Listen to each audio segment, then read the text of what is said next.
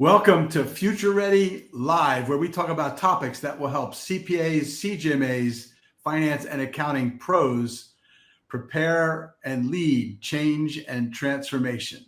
Today's session will focus on HR, finance, and the impact of AI with insights from the 2025 SHRM conference. That's SHRM, the Society for Human Resource Management. Joining me is Karl Ahlrichs, SHRM-SEP. You're going to have to explain these credentials because he's got three nice credentials here, SPHR and a CSP. He's coming from ExpertSpeaks in Indianapolis, Indiana. Welcome to the show, Karl. I have my coffee. All right, real quick, explain those acronyms because we're a profession that likes our acronyms, CPAs and CGMAs. So tell me what SHRM, SEP, SPHR, and CSP mean. I think the best way is that in the HR profession, those are the highest credentials you can earn. So right. It's the equivalent, and it's a nasty test. And you have to have CPE, et cetera. So it's the equivalent of being a CPA in people. Got it.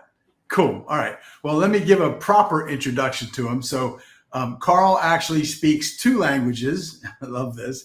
HR and finance. Actually three, as he is now learning Spanish. He's a national speaker and author presenting on the people issues in organizations in general and solving the talent shortage in particular, and is often quoted in national media. He has spoken at 23 of the last 24 SHRM annual conferences, authored multiple chapters in the Journal of Accountancy, writes a regular column for leadership briefings. He's a member of our Business Learning Institute and provides HR consulting services to clients from all industries. He's launched two businesses, facilitates an invitation-only roundtable for CFOs that has been active since 1998.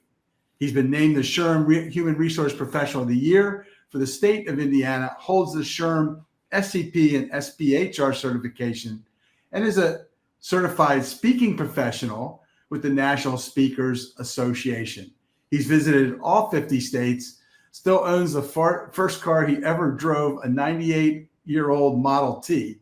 He's a gamer and can last 12 minutes in Fortnite and can build a house in Minecraft before the zombies come. Welcome, Karl Ahlrichs. This is awesome.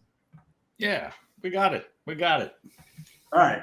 So let's start with this. Let's get right into it. How can AI be a force for good?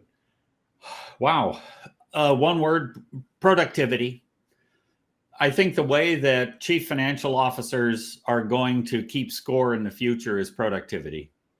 That's one of the answers to the talent shortage. And AI can be those tools. Nice. And we're starting to see that with our future finance group, as a matter of fact. So, All right, let's talk about what are your concerns about losing our critical thinking skills? Why are you concerned about that? Oh, boy. Tom, how old were you when you learned critical thinking? Probably kindergarten, I imagine. There you go. So a concern I have is the impact AI is going to have on critical thinking, and the fact that as an author and a CPE trainer, with the BLI, can we really train adults in critical thinking? I'm not sure. And here's why, hear me out. When you let's say we go to Google, old school, and enter a query, and we get 1,400,000 answers to our question, we have to use our critical thinking to parse which answer fits our need. You go to AI and enter a prompt, and from a clean sheet of paper, AI writes you one answer. And we get used to accepting that one answer. Yeah. And not having to use our critical thinking skills to find the answer. So as AI matures, we are going to, first future prediction for our time together, we're going to lose our critical thinking skills. Yeah. And we can't, because as we can talk further, That's going to be the secret sauce that keeps us as humans engaged, where it's AI plus HR or human HI, AI plus HI, the human interaction. That critical thinking is the part that we have to keep. Yeah, I 100% agree with you. It's funny because in all of our research on what the top skills for the finance function is, strategic and critical thinking is without a doubt number one always. Yeah. Now, it reminds me, I'm old enough that I was back there when Excel was taking over the world and in the advent of the PC. And that's not true. That's not true, Tom. I saw you using VisiCalc back in the Pleistocene era. True. But the point is, back then, we had this phenomenon that once Excel became the major tool across the finance and accounting, suddenly everyone took the spreadsheet printout as gospel. Yeah. Without a doubt, people would insert a row or a column and not adjust the formula. So you see the output and you go, oh, it's got to be right. It's in Excel. Yep. And then sure enough, so that I feel like that's going to be the next phase of what we're dealing with in AI. Everyone takes it as the gospel truth. And there's got to be that human in the loop to go and say, no, maybe not. We better check it. That's right. And I can kind of judge this by the kind of courses I am being asked to teach by the AICPA and by BLI. My most recent course is not the theory of AI or the implementation of AI, but it's the auditing of AI. Yeah. How do we fact check what the computing gods have handed us? Yeah, human in the loop, right? That's what we preach all the time. So this is good. I think it's an exciting time for us to claim that space as a trusted profession like CPAs and CGMAs. But we'll talk more about that. This is awesome. I knew this would be provocative. All right, we talked a little bit about Salesforce CEO Mark Benioff in the World Economic Forum made this statement that we are the last C-suite leaders to lead an all-human workforce. And interesting idea of AI agents, AI bots, and we're already seeing finance professionals starting to have to basically see bots on their HR kind of human resource scheduling. So talk more about that. How do you manage an avatar? Yeah. I know that Zoom is working on avatars that are AI driven, that follow your logic patterns, that can attend your meetings for you and report back on the decisions it made for you. Yes. How do you manage that? Well, you get my short answer to that is all of this future stuff. We have to get old school. We have to go back to basics and have intentional communication as a core skill, and have being a good boss, whether it's an AI assisted agent or if it's a human being sitting in some cube pods as part of a working group, or if it's an outsourced, outshored controller sitting in India. Yeah, I think that's spot on. So let's talk about the leadership part of this, right? So as this workforce evolves, so must leaders. So what are some of the specific leadership competencies that are going to be crucial in this future AI world, which, by the way, is coming faster than any of us imagine? Oh, I know.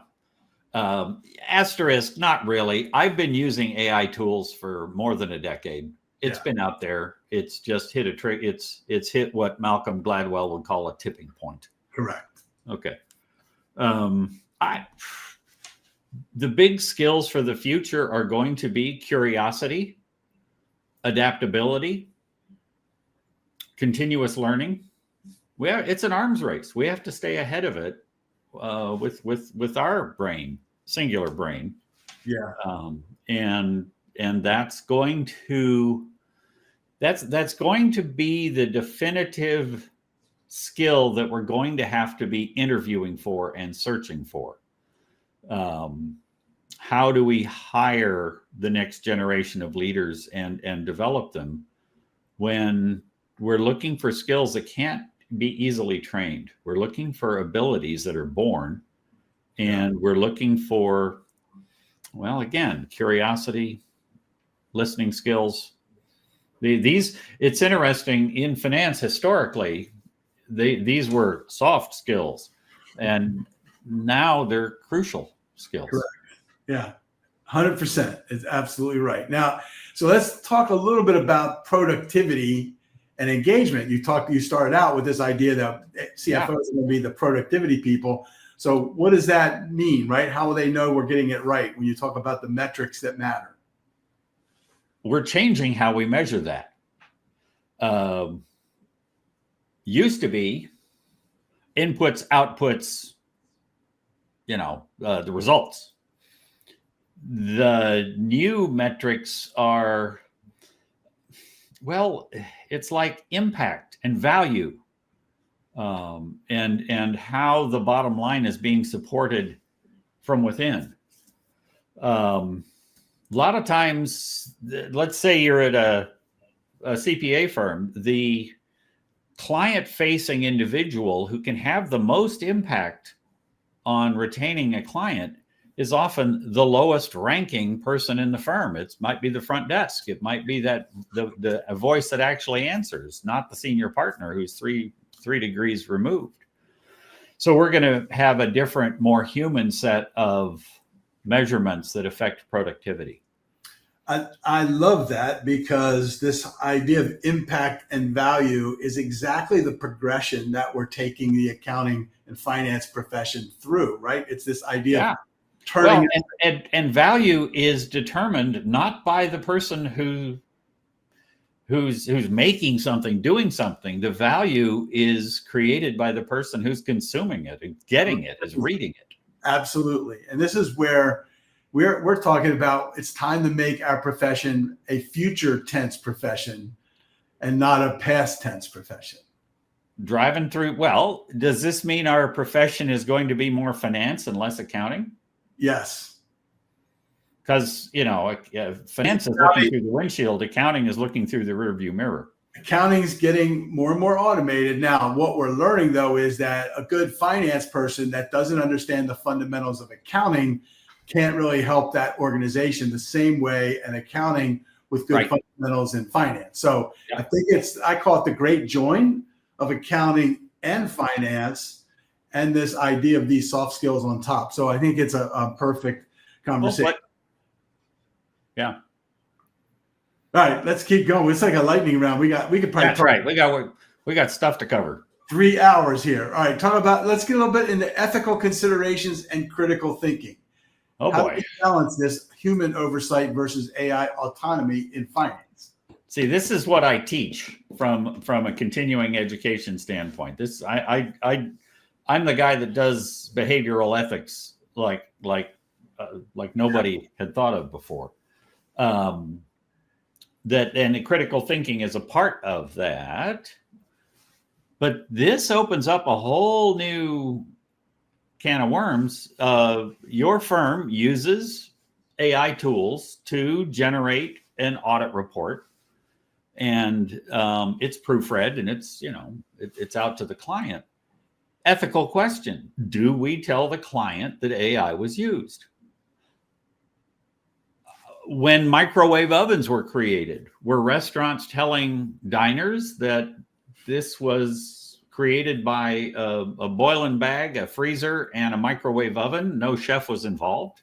Right. No, we didn't. We just want to know the result is good, that our fettuccine carbonara is good. We just trust that they did the right thing in making it.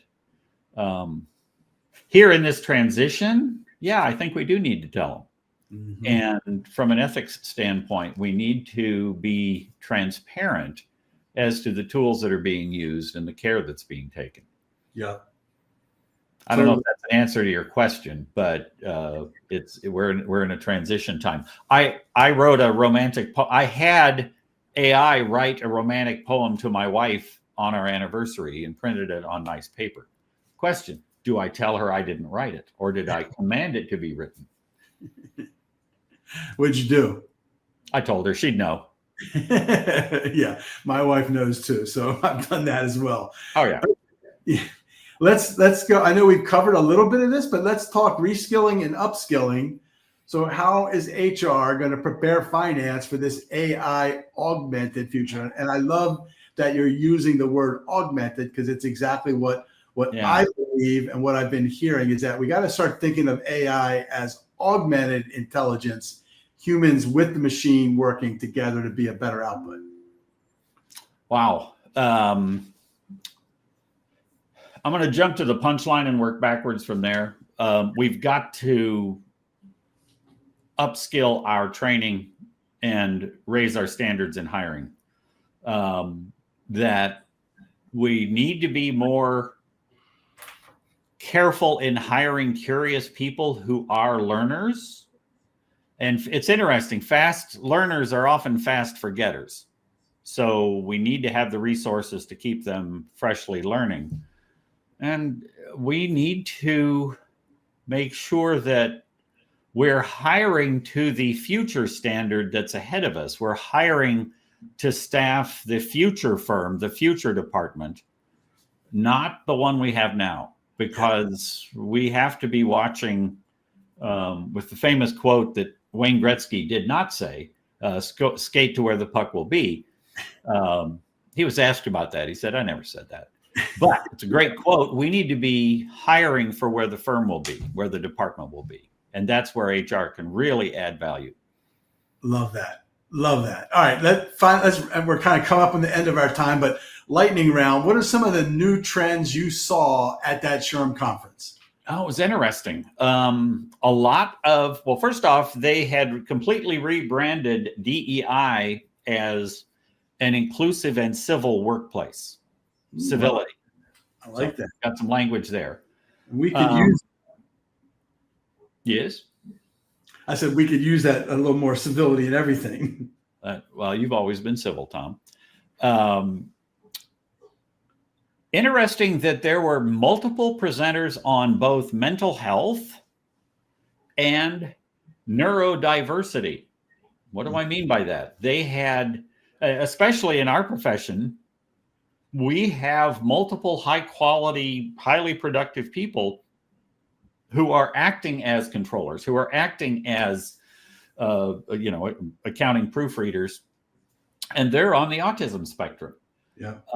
Okay, that's neurodiversity mainstreamed. We need more of that. We need to really be aware of it. And it was wonderful because the presenters I saw talking about neurodiversity were not theoretical clinical experts. They were neurodiverse people. Nice. That's incredible. And by the way, I just watched The Accountant 2, talking about neurodiversity and accounting. That's a perfect example. I'm not sure most accountants can shoot like he does, but it was a fun way with a good story. But there you go. All right. So as always, Karl, thank you so much for joining me here. Oh, thanks for having me. And if anybody needs ethics training, just call Tom and say, where's Karl? We're going to drop that link in the chat with this. You can follow Karl on LinkedIn at linkedin.com, Karl Ahlrichs, AHLRICHS. I'm easy to find. And then Instagram, K Ahlrichs, all one word, at K Ahlrichs. Same for Twitter. And we're going to put the link for the BLI leaders. So with Tom, they call it X now. Yeah, it is. I know. I understand. So thank you. So for my audience, thank you all for joining us today. And don't miss other Future Ready Live sessions back here on LinkedIn the first and third Tuesday of each month at noon Eastern. See you then. Thank you, Karl. Thank you.